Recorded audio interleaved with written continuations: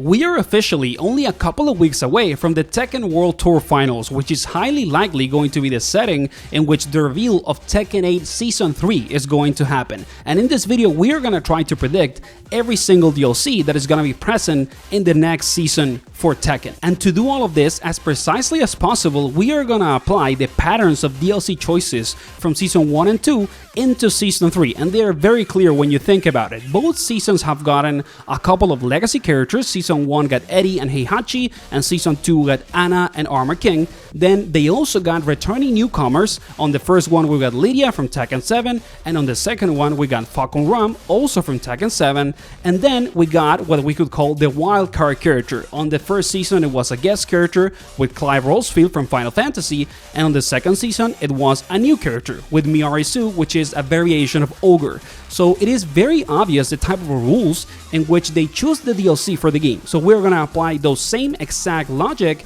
into the prediction of Season 3. And also for each one of the 4 DLC that we are going to predict, I'm gonna tell you the one that I believe has the highest chance of happening, and then some extra options in the chance that of course I'm wrong, because that could obviously happen. So now let's get into it. And let's kick off the list with one of the picks for the legacy characters that I believe is gonna piss some people off and also make other group really happy, and that is Marduk. I think that Marduk has a really high chance of making it into Tekken 8 on Season 3 for multiple different reasons. The first one is that Marduk is actually one of those Tekken characters that has been on every single installment on the series after being introduced. He was introduced on Tekken 4 and has been on every single game. But it is not only about the fact that Marduk has been on every single Tekken game after being introduced into the series. It's also because I believe that on Season 3 of Tekken 8 we are gonna get a story mode update, and highly likely a part of that content is going to be the continuation of the conflict between Marduk and Armor King 2, which is already in the game. And because of these two reasons, I think that it is very likely that Marduk is going to be a part of the lineup for the 2 legacy characters of Season 3 for Tekken 8. Now, if I was wrong, I think there's a couple of characters that could take his position, and they could be Bob or Miguel. I think that Bob or Miguel, even though they are newer characters, both of them are from Tekken 6, they are kind of already understood as legacy characters, and I believe that they could have the spot that Marduk would have in the game if he's not making it, but I think that is very unlikely actually. Like, Marduk to me is almost like 100% in, or I believe that it's very likely that he's gonna make it. And now let's actually move into the second legacy character pick right away. And this is very hard for me because I believe that it's actually kind of a coin toss. I think that there is a 50-50 going on here between Julia Chang and Lei Wulong. Both of these characters have been on every single Tekken game since they have been introduced, just like Marduk, and they are not only very popular in terms of the legacy of the Tekken series, but also a lot of people have been asking for them online for a long time since Tekken 8 was released, especially for Julia actually. Now, I think that Julia has a higher chance than Lei Wulong for a couple of things. The first one is that every single season has gotten a female character, and she could very easily be a very good choice for the female representation on Season 3 if there is only one female character on that season, but also because I believe that a character like Julia could be the perfect marketing pick in the sense that it would work and make everyone happy, both legacy players and newcomers into the Tekken series that started playing with Tekken 8, in comparison to something like Lei Wulong that we could argue is a more niche character. So yeah, I think that Julia, has a lot of points going on for her that maybe Lei Wulong doesn't have, but still I think that Lei Wulong is not something that we can just discard and say it's not gonna happen. I think that any of the 2 could make it into Season 3, but Julia maybe has the upper hand here. And now we can move into the returning newcomer pick, and I gotta say it was kind of the hardest one on the video, but I ended up going with Konimitsu. I think that Konimitsu has a relatively decent chance of making it into Season 3 of Tekken 8 because by the later part of Tekken 7, she just gained more and more popularity between both pro players and kind of like casual players on the Tekken series. So I think that she's a character that you could argue can kind of sell the Season 3 DLC pack. A lot of the time when Fighting in the Universe make a season pack of DLC, they kind of think of 1 or 2 characters that are the selling points, that are the reason why people are gonna actually buy the full pack of DLC. A character like Armor King, for example, is one of those, I would argue, or Heihachi on Season 1. And I believe that Konimitsu has kind of that power as a newcomer. I think that a lot of people really like the character and want to see her again on the game.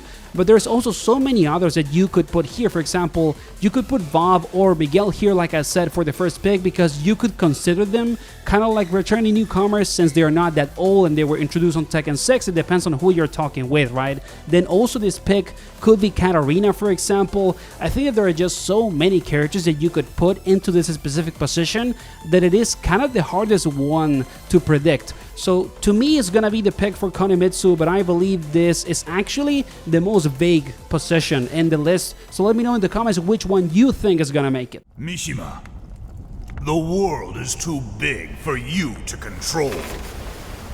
Leave it all to me. You can just die.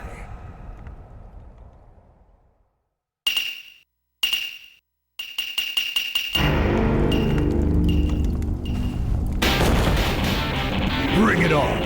I'll destroy you all. Yeah, baby, we finally get into the wildcard pick on the list, and Geese is making a special appearance on this video in such an iconic trailer, to be honest, because I think that the highest chance for a guest character on Season 3 is gonna be from SNK. And why do I say this? Because on the Battle Pass that came with the Miyari-Su update, there were actually, cosmetics on the Battle Pass that were from SNK. There were, Shermie's hair, Terry's, hat, and more. And to me, that was a clear sign from the devs and the marketing team on Tekken that we're gonna get an SNK guest character. Now, we obviously don't know if it's gonna be Geese again. I would be pretty surprised if we get the same guest character on 2 subsequent games. It's kind of like, amazing, but also relatively uncommon. But I would be happy if Geese makes it again, to be honest. He's such an iconic character. But at the same time, what I believe is gonna be the case is that we are gonna get Kyo Kusanagi on Tekken 8. I think that Kyo is perfect for a Tekken game. It's the character from SNK that makes the most sense in terms of moveset to put on Tekken, especially of course Rekka Kyo and not Fireball based Kyo. And it is just also aesthetically a character that looks perfect for Tekken.